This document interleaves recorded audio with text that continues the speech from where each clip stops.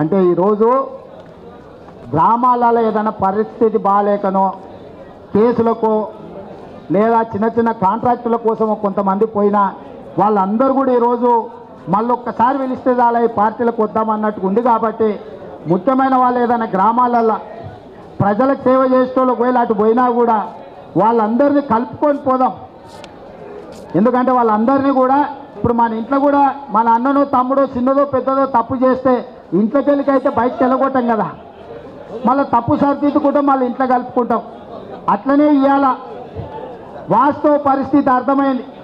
కేసీఆర్ వస్తే బంగారు తెలంగాణ కాదు, కేసీఆర్ వస్తే బొందలగడ్డ తెలంగాణ అయిందన్న సంగతి చాలామందికి అర్థమైంది. మళ్ళీ రావడానికి సిద్ధంగా ఉన్నారు.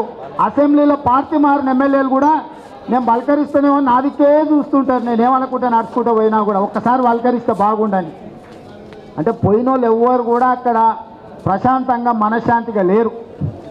వాళ్ళకి నిద్ర సక్కవోకనో అన్యాయం చేసినవనో మోసం చేసినవనో లేదా అక్కడికి పోయిన తర్వాత బానిసలుగా తప్ప బతకలేని పరిస్థితులు ఉన్నాయనో. ఒకప్పుడు ఇట్లాంటి సమావేశం జరిగితే ఎర్రబల్లి దయాకరావు ఎట్లుండేటోడు, అవునా? నిన్నమనెవరో ఒకటి పెట్టారు, పులిలాకు ఉండేటోడు పిల్లిలాక అయిందని. వరంగల్లో సభ జరిగితే ఎవరో వెనకాల మండల స్థాయి నాయకుడు వెనకాల ఒంగుంగి నడుస్తున్నాడు హరీష్ రావు, టీఆర్ఎస్ నాయకుడు వెనకాల. ఒకప్పుడు చంద్రబాబు నాయుడు గారి పక్కన దర్జాగా కాలు మీద కాలేసుకొని కూర్చున్నట్టు ఎర్రబల్లి దయాకరావు. మన వరంగల్లో సభ పెట్టుకుంటే మండల పార్టీ అధ్యక్షుని వెనకాల నడుస్తున్నాడు చిన్న స్థాయి నాయకుల్లాగా. వేదిక మీద కనిపించిందా? మాట్లాడిండా? మైకాన్ని ఇచ్చిందా? కనీసం వేదిక మీద చెయ్యి పనికి నన్ను పిలిచారా? కానీ అదే తెలుగుదేశం పార్టీలో ఎట్లుంటుండే, సార్ పక్కనే వెల్డింగ్ చేసుకున్నట్టు సార్ కానుకొనే కూర్చునేటోడు. ఇవాళ వెల్డింగ్ ఎక్కడ పోయిందో, నౌకరు ఎక్కడ పోయిందో, కుర్చీ ఎక్కడ పోయిందో అట్లాంటి పరిస్థితులు టీఆర్ఎస్లకు పోయిన నాయకులకు జరుగుతున్నాయి. కాబట్టి మంచిగానే జరిగింది. ఇక్కడ మోసం చేసిన వానికి దేవుడు ఒకడు ఉంటాడు, ఆయన చూస్తాడు. ఒకవేళ మనం చూడలేకపోవచ్చు కానీ ఖచ్చితంగా ఆయన చూస్తాడు. చేసిన వానికి చేసుకున్నంత మహానుభావ అని. చేసిన వాళ్ళందరికీ ఏం జరగాలో అది జరుగుతుంది. మనకు కొంతకాలం కష్టం ఉండొచ్చు. సినిమాలలో కూడా మీరు చూడండి, ఏ సినిమానైనా తీసుకోండి, 16 రీళ్ళు సినిమా అంటే 12 రీళ్లలో హీరో కష్టాలే ఉంటాయి. హీరో 12 రీళ్లలో సుఖపడ్డట్టే ఉంటాడు.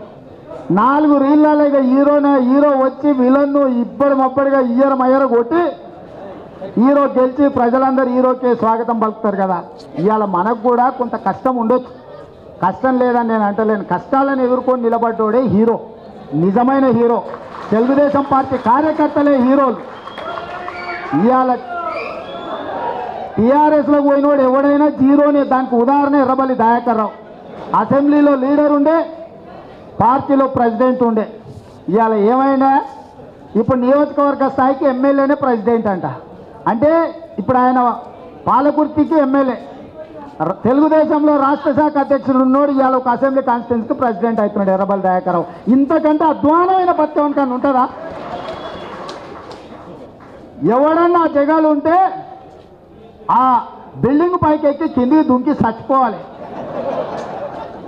ఈడ పొలిట్ బ్యూరో మెంబర్ ఉండి, తెలంగాణ స్టేట్కు ప్రెసిడెంట్ ఉండి, అసెంబ్లీలో 15 మంది ఎమ్మెల్యేలకు ఫ్లోర్ లీడర్ ఉన్నాడు. ఇవాళ నియోజకవర్గ స్థాయి పార్టీకి ప్రెసిడెంట్ అవుతున్నాడు. అంటే అంతకంటే సిగ్గులేని బతికేమని ఉంటుందా? ఒక్కసారి ఆలోచన చేయరు. ఈడుంటే గౌరవం ఎట్లుంటుందో, గాడిపోతే ఎట్లయితుందో. కాబట్టి ఇవాళ మనం కలిసి కట్టుకుంటే మంచి రోజులు వస్తాయి.